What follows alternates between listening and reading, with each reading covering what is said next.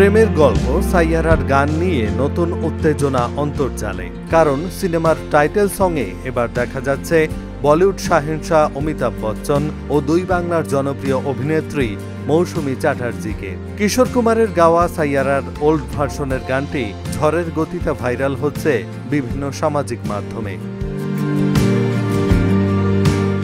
চলতি সপ্তাহে অন্তর্জালে সাইয়ারার old version শিরোনামে গানটি মুক্তি পায়। মুক্তি পাওয়ার পরপরই দর্শক জনপ্রিয়তায় আহান পান্ডে ও অনিক পাড্ডার অভিনীত গানের জনপ্রিয়তাকে ছাড়িয়ে যায় পুরনো দিনের ভাইবের গানটি। সাইয়ারার ওল্ড ভার্সনের গানে কণ্ঠ শোনা যাচ্ছে কিশোর কুমারের। গানের ভিডিওতে দেখা যাচ্ছে অমিতাভ আর মৌসুমীকে। তারা বৃষ্টিতে ভিজে ভিজে দুইজনের হাত ধরে সামনের দিকে এগিয়ে যাচ্ছেন। ৮০ দশকের আবহে তৈরি সাইয়ারার এই গান শোনার পরই মন্তব্যের ঘরে নেটিজেনরা নিজেদের মতামত জানাতে শুরু করেন। নেটিজেনদের বেশিরভাগই মনে করেন পুরনো ধাঁচের গানটি বেশি প্রাণবন্ত ও রোমান্টিক মুডের।